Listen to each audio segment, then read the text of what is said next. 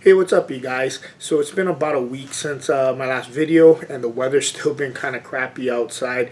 Today it's 50 degrees barely, and it's still overcasted. It rained overnight into this morning, so I can't ride. So I figured I'd use this time to give the boat a little TLC and do a little gel coat maintenance. It's got some scratches and scuffs, probably from rock chips from towing on the highway to the lake, and maybe from people getting on and off the boat, putting their boards on. It hits up against the stern of the boat and gets a little scuffed up. So I'm going to do a little wet sanding today, do a little compound and polishing and waxing, getting her showroom shine again.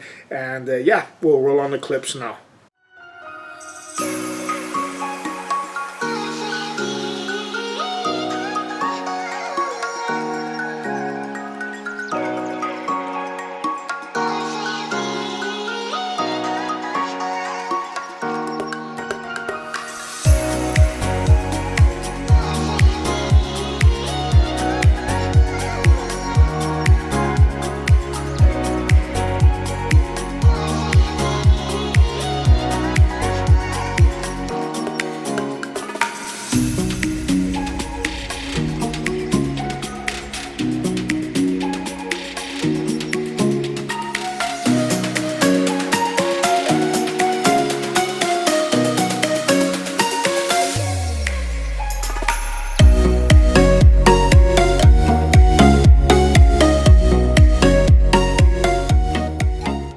Alright, you guys, so I'm done with the 4 phases of the wet sanding. Went from 400 grit wet sand up to 2000. May even need to go back and finish off with 3000, but I'm going to check tomorrow. It's already really dark. It's been about 6 hours I've been going through the phases of the wet sanding, so I'm going to call it a day, then come back tomorrow and start the polishing, the compound process, then going through the polishing and the waxing. So we'll catch up and continue on tomorrow, right? Hope you guys have a good day.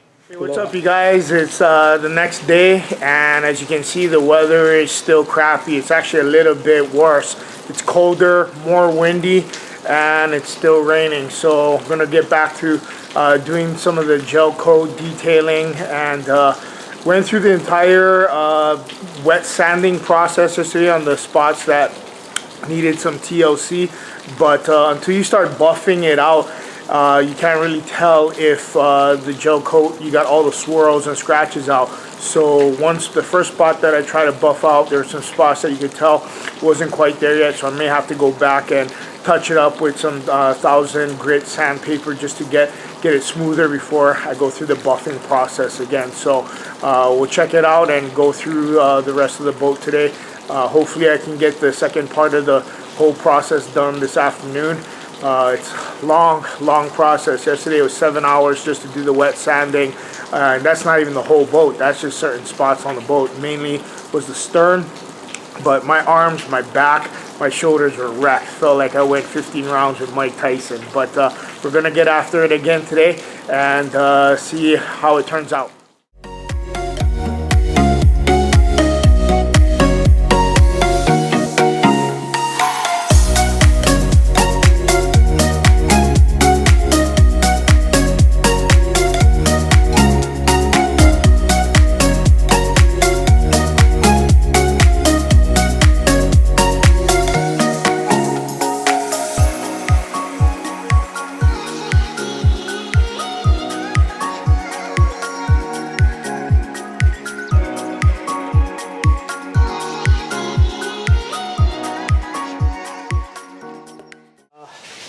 Yeah, I had a couple of scratches and scuffs, and I needed to actually come back today and do a little bit more wet sanding with the 2000 grit sandpaper because it wasn't quite buffed out enough. And then I had to go through the whole process of using the compound, and then a secondary compound, and then the high gloss polish and the pure wax. So I used 3M marine compound as well as the Chemical Guys V38 high optical compound. And then hopefully you can see here, I moved down to using a Meguire's high gloss polish. Here, number 46. Use the high gloss polish. And then I finish off by using Meguire's 56 pure wax to lock in the polish and seal it. So if you don't seal it with a good wax, a marine wax, basically all the polish and stuff will come off in 1 or 2 uses on the water, especially if it's exposed by the elements. But now you can see, you know, it brings it back to a mirror shine and showroom ready. So that's what I was fixing. Now, I am still an ambassador of Scooter's products, and I still use their boat armor and interior shine for the vinyl, and the afterlake for a quick detail. And the boat armor, okay, is a quick spray, quick wax detailer. It's not made for a comprehensive deep cleaning. So if that's not what it's designed for, so I wouldn't use it for something like this. The boat armor is used to remove hard water spots and add a layer of carnauba wax once you've done the deep comprehensive cleaning process, and to maintain that shine. So ever since I've been using Scooters, I rarely have to do this deep clean process, because it keeps the boat and the gel coat so shiny and in good condition. The only time I have to go through this comprehensive detailing process is if I got a wet sand, or if my boat was, let's say, after a camping trip and it was out in the elements really for a long time and it got wrecked, then I'll go through a deep cleaning. But yeah, so this is basically what the finished product is at the end of the day. So you can see, like, it's painstaking, it's time consuming, but I figured I'd make use of the bad weather. I can't go outside and use the boat anyway. Also, I use the headlamp to shine on the gel coat to make sure that it reflects the way I want it, because a lot of times you can step away and look at, oh, it looks good, but really, like, when you get close and you use a little bit brighter light, especially if you're in a garage or in a dim lit area, it won't show all the scuffs and so forth. And finally, a lot of people ask, well, you know, why do you wet sand and so forth? Why don't you just polish? Well, I learned a long time ago from a guy on Wakeboard. I forget his name, but he was an extremely good detailer. I'll look up his name. But he said basically, if you don't wet sand and you just polish, you're just highlighting all the scratches and the swirls.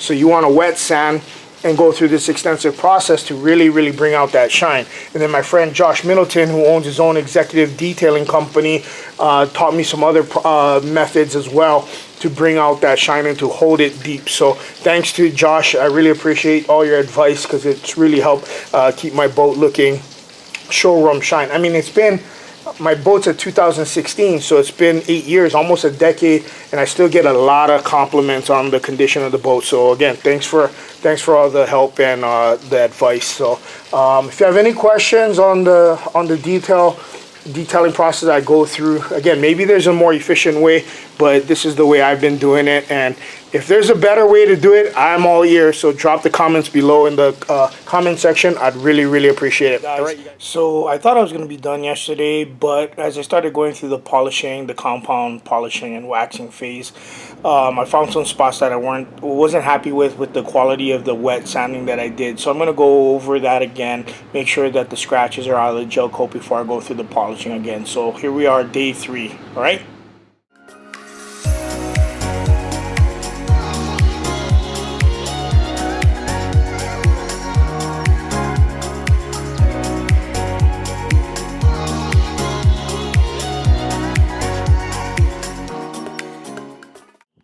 Alright, you guys, we finally got a really nice day, and after 3.5 days of doing some gel coat detailing and doing some work on the boat, I'm gonna take it out and meet up with some friends at the lake. And I figured I'd show you guys what the gel coat restoration looked like after, you know, the extensive work was done and in the sunlight, so you get a true sense of what it looks like. So again, I'm not a professional, I'm an amateur, just following some professional advice. So let's see how I did.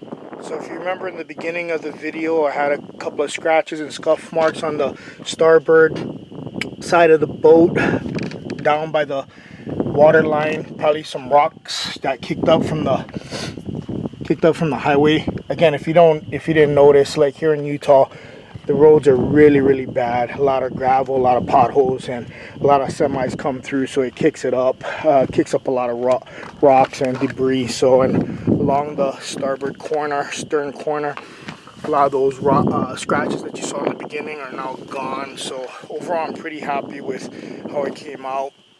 You can still see a little bit of swirls.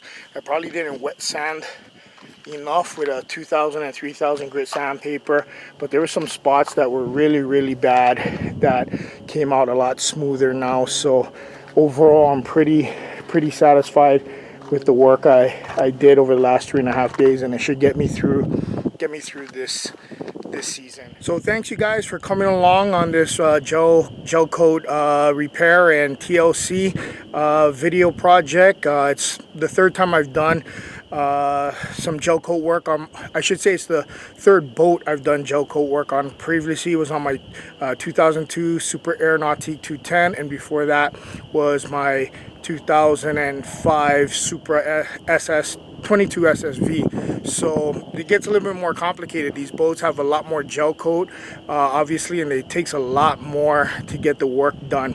But if you enjoyed this video, and again, if you have any suggestions or comments, advice on gel coat restoration work, please drop the comments below, because I'd really like to learn more about how to do a better job. Again, I'm not a professional, I'm an amateur. I try to do all my repairs and work myself. Obviously there's times where I gotta take it to a specialist or a detailer or the dealer, but if I can, I try to really make sure I do it myself, and I learn more about the boat that way, and make sure that I notice anything that might be mechanically or aesthetically wrong with the boat. So again, thanks for all your guys' support.